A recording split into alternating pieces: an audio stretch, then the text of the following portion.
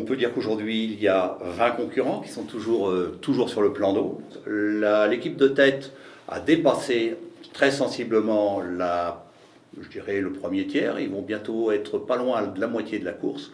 Et puis on a un groupe de queue qui se trouve être, on peut dire, lui, autour du premier tiers. Voilà, on le voit d'ailleurs sur la carte qui se trouve ici. La moitié se trouverait à peu près ici, donc le groupe de tête est pas loin d'être à la moitié de la course, surtout que les vents vont être beaucoup plus favorables un petit peu plus tard, avec des courants non négligeables qui vont remonter le long de la côte du Brésil et ce qu'on appelle le courant des Guyanes.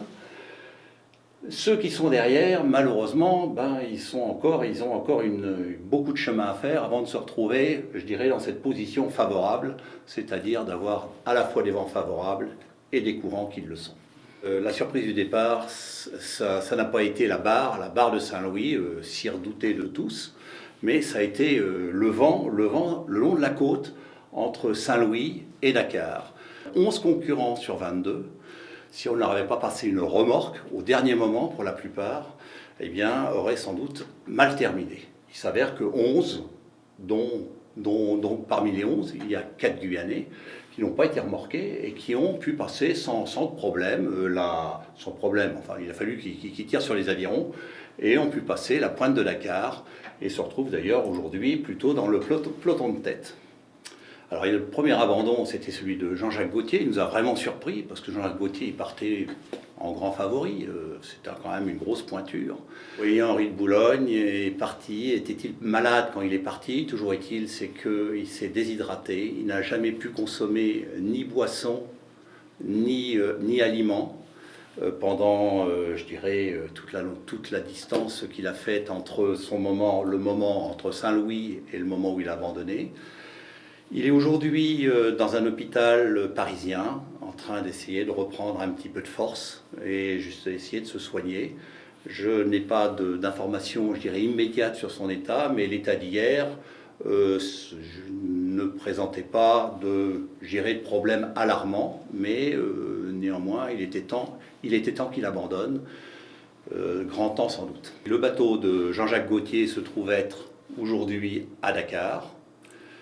Remorqué par un bateau qui a été affrété de Dakar pour venir le récupérer et qui a pris également en remorque le bateau d'Henri de Boulogne.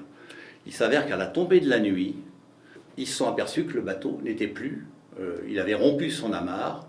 C'est sans doute une épave aujourd'hui à la dérive, ou un bateau à la dérive, quelque part au milieu de l'océan. Actuellement, les premiers, le groupe de tête, se trouve à 2700 km de Cayenne, de la ligne d'arrivée. Le groupe de queue se trouvant à 3300-3400 km.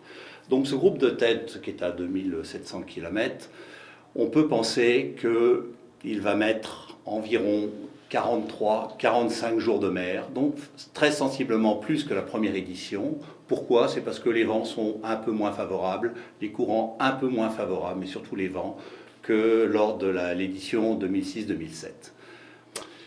Alors, vont-ils tous passer la ligne? Comme vous le voyez ici, il y en a qui sont relativement est, qui ont du mal, sont quasiment à la même latitude que les premiers, mais qui ne sont pas du tout à la même longitude. Ils ont du mal à faire de l'ouest.